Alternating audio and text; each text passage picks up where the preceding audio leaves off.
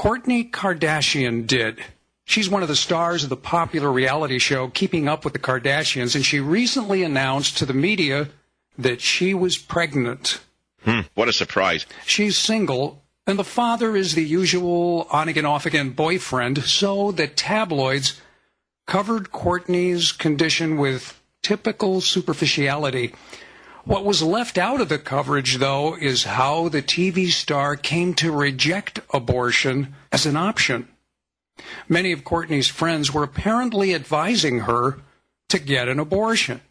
She said that she couldn't even tell people how many people told her, just get an abortion, as she said, like it's not a big deal.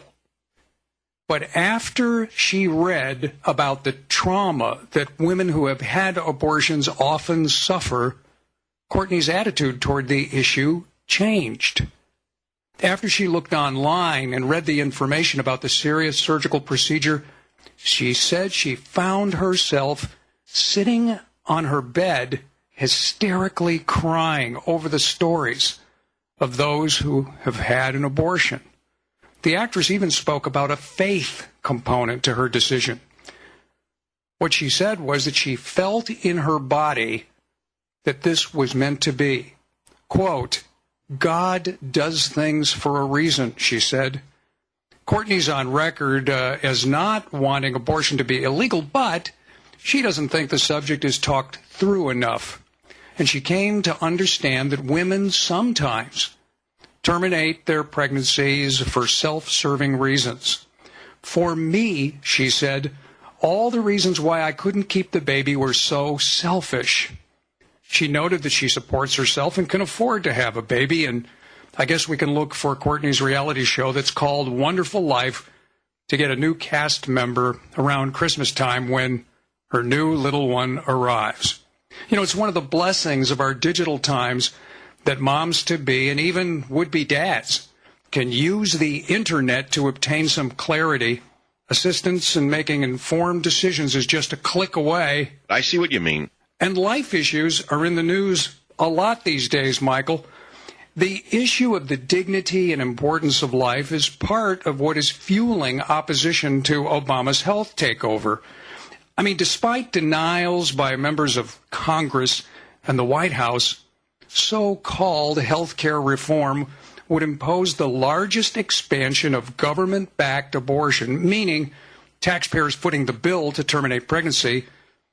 That is the largest ever since Roe versus Wade. No. Stuck in the 1,000-plus pages of the bill are subsidies for lower-income people to get health insurance that includes coverage for abortion. Now, other federally funded health programs like Medicaid, health insurance for federal workers, military plans, ban abortion coverage. You combine this tax money to kill us at the earliest part of life with the rationing that's in the bill, the Medicare cuts, the provisions that has health care access determined using things like life expectancy and disabilities, and what hangs over Obamacare like a dark cloud is a denial of the dignity and meaning of life. Pro-life groups that are targeting key lawmakers are doing it with ads in states that have these swing vote Democratic senators and House members, and the blue dog Democrats who told voters they were conservative, they were pro-lifers, are going to be tested on whether or not they support Obama's push for government-run medicine. But we know politicians are capable of switching positions on the most fundamental issues just for political power. Case in point, the recently departed Senator Ted Kennedy.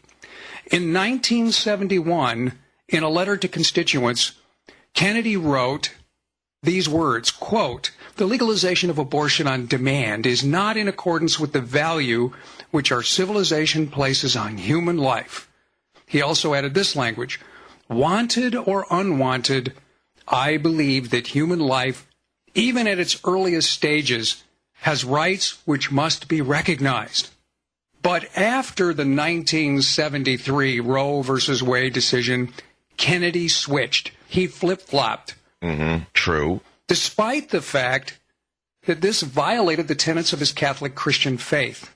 He became the prototype of the politician who switched to so-called abortion rights, and he earned a 100% positive rating from these pro-abortion organizations like NARAL for his Senate voting record. You know, this is lost right now, as all we hear about is what a hero this man was. But thankfully, on the Savage Nation, we get to hear something refreshing. What's it called? The truth. Thanks, Michael, for being a bodacious beacon of truth. Back to you, my friend. Thanks for the report, James. This is the Savage Nation. I believe that the Obama administration is capable, even if Obama was not born in America. I don't know where he was born, but let's say he was born in Kenya. Let's, for argument's sake, take that position. This is the U.S. government you're dealing with. They print money. They print bonds. They can't produce a birth certificate anytime they want. They couldn't doctor one up that would be as authentic as your birth certificate if they wanted. They're playing the birthers for fools. And they're waiting for this to grow to such a point, at which point they're going to produce the actual birth certificate, either real or counterfeited, and they're going to undercut the entire birther movement and make the entire birther movement look like idiots. Now, that doesn't mean that I don't agree that he might have not have been born in America. I hope you understand what I just said to you. That's number one. But number two, the real subtext is not whether or not Obama was born in Indonesia or Kenya. The real subtext is he loyal to America. That's what the underlying question really is. And the reason millions of Americans ask that is because he does not appear to be loyal to America. Everything the man does or says, every act he tries to impose is un-American. What do I mean by that? All of his economics are un-American. They're all state-run. They're all centralized. Centralized economy is not American. It's not a free market economy. This country was built upon a free market, not upon a state market. That's number one. We are not a socialist nation. And yet you have radical leftist socialists advising Obama because he is one of them. So the real issue is he really loyal to America? Many millions of Americans don't think so. But I think that you're going out on a very, very, very dangerous limb by tying all of these questions to the birth issue.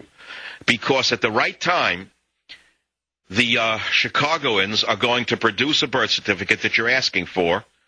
It will be irrefutably a birth certificate, and whether it's real or fraudulently created, you will not be able to tell. If they can print money, my friends, and they can print bonds, they can print a birth certificate that'll meet any test whatsoever. And then what are you going to do? Tell me what you're going to do with months and years of labor on this limb. You're going to be cut off and fall off the cliff. So I would recommend to all of my colleagues on the right wing who are into this birther thing, be very careful, because you're dealing with a very clever group of people.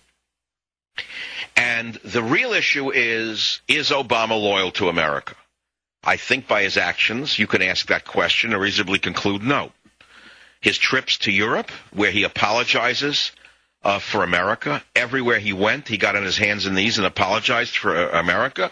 He goes to Saudi Arabia and apologizes for American actions. Wherever he went, he apologized for American actions. The mark of Neville Chamberlain is not the mark of America. But I'm not so sure Neville Chamberlain is the right model, by the way. Neville Chamberlain may be too benign a reference when it comes to Chairman Obama. We'll have to wait and see. So listen to what I just said. Write it down. Hear me out on this.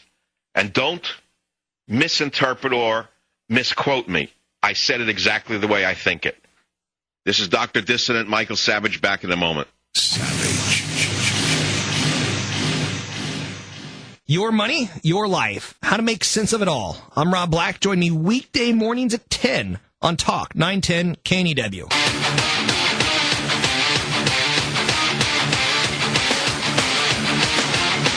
I was talking earlier about Van Jones, the street czar from Oakland, California, who used to push the cops around in a group called Cop Watch, and who Obama suddenly appointed as his green czar. We have no idea what he knows about the environment.